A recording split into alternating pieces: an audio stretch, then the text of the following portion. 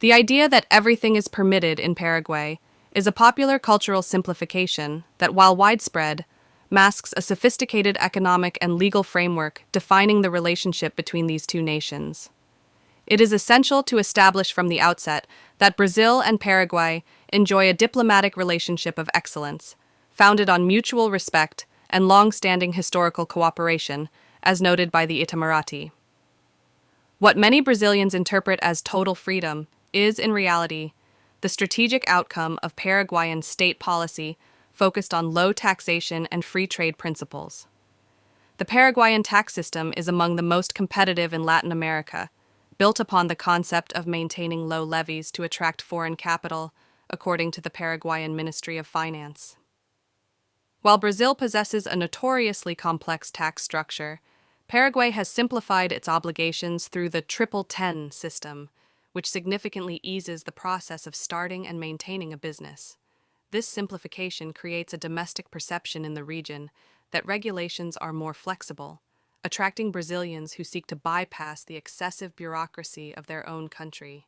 In daily Brazilian life, the most immediate impact of this reality is felt in the consumer goods market, particularly regarding electronics, technology, and luxury perfumery.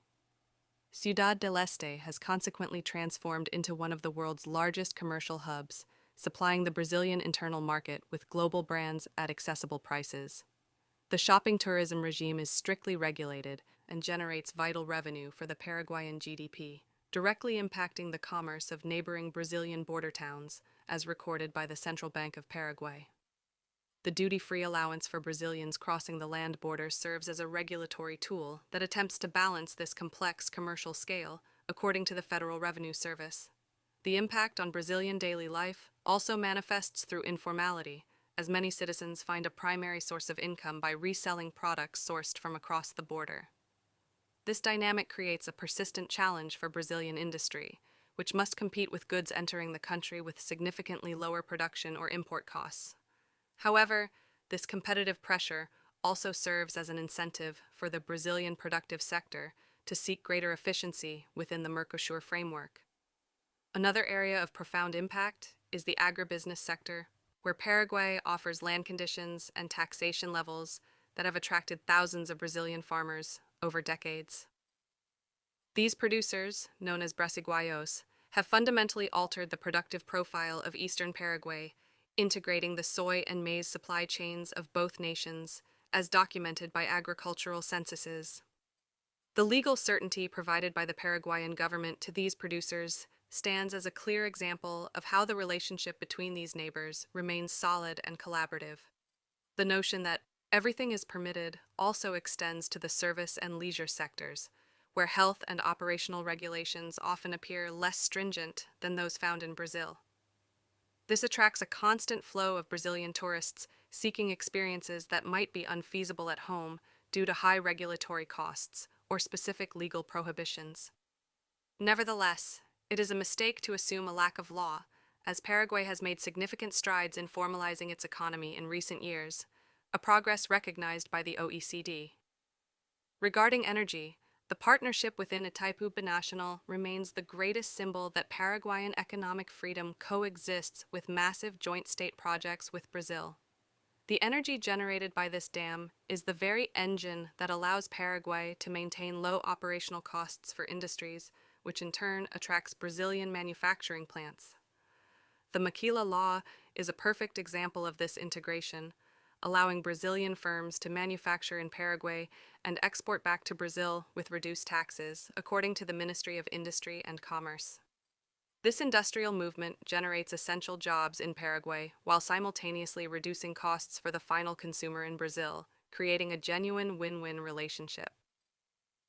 The impact on Brazilian public security is another crucial point, as the porous nature of the border demands constant vigilance from authorities in both countries. The smuggling of cigarettes, for instance, remains one of the largest economic and public health challenges for the Brazilian government, as reported by the National Forum Against Piracy. Despite these hurdles, Paraguay has collaborated intensely with the Brazilian Federal Police in joint operations to dismantle organized crime, as noted by the Ministry of Justice. Culturally, Paraguayan influence is vast within Brazil, especially in the Midwest and South, appearing through music, culinary traditions, and shared customs. The daily habit of drinking tereré and the consumption of Paraguayan products have become integral parts of the identity of millions of Brazilians living near the border. The ease of access to medicines and medical treatments in Paraguay also draws Brazilians who face long waiting lists or high costs within their own national health system. It is important to emphasize that the Brazilian government recognizes that the economic stability of Paraguay is fundamental to the stability of Brazil itself. In the educational sphere, thousands of Brazilians currently study medicine in Paraguay due to lower costs and the absence of traditional entrance exams, according to education policy.